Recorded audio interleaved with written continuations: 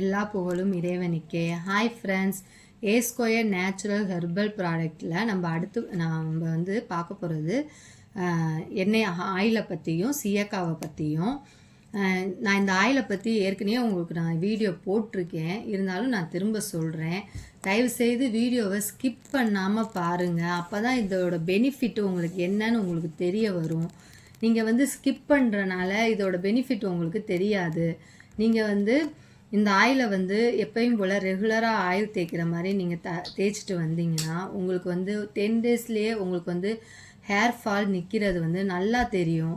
அதுக்கப்புறம் உங்களுக்கு hair growth, baby hair growth ஆகுறது உங்களுக்கு மந்த்லி இதில் வந்து உங்களுக்கு ரிசல்ட்டு தெரியும். அதுக்குன்னு நான் வந்து போட்ட உடனே 10 நாளில் 15 நாளில் உங்களுக்கு கீழே வரையும் முடி வரும்னு நான் சொல்ல மாட்டேன். உங்களுக்கு வந்து உங்களுக்கே உங்களோட ஹேர் க்ரோத் ஆகுறது மந்த்லி உங்களுக்கே ரிசல்ட்டு தெரியும்.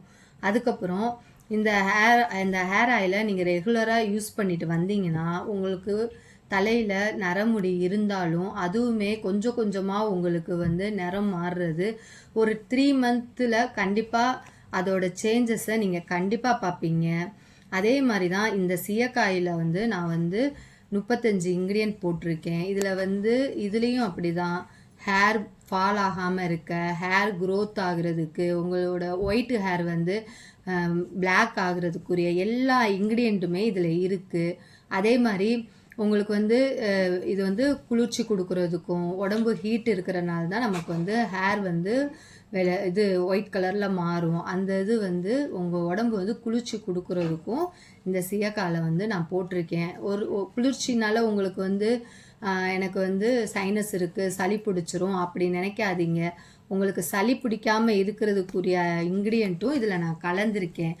அதனால உங்களுக்கு வந்து எந்த பயமும் இல்லாமல் நீங்கள் வந்து இந்த ஹேர் ஆயிலை டெய்லியும் அப்ளை பண்ணலாம். அப்படி இல்லைன்னா குளிக்க போகிறதுக்கு நைட்டு தடவிட்டு காலையில் தலை குளிக்கலாம். அப்படி இல்லைன்னா குளிக்க போகிறதுக்கு முன்னாடி எப்பயுமே வந்து நீங்கள் இந்த ஹேர் ஆயிலை அப்ளை பண்ணி ஒரு 10 நிமிஷம் 20 நிமிஷம் கழித்து நீங்கள் வந்து இந்த சீயக்காவை வந்து வடித்த கஞ்சி இல்லைன்னா ரைஸ் வாட்டரில் போட்டு நீங்கள் நல்லா ஹேர் வாஷ் பண்ணிங்கன்னா உங்கள் ஹேரில் வந்து எந்த பிரச்சனையும் இருக்காது. ஹேர் வந்து ஷைனிங்காக இருக்கும். உங்கள் ஹேர் வந்து நல்லா க்ரோத் கொடுக்குறதையும் நீங்கள் பார்க்கலாம். தயவுசெய்து நீங்கள் வாங்கி யூஸ் பண்ணி பாருங்கள்.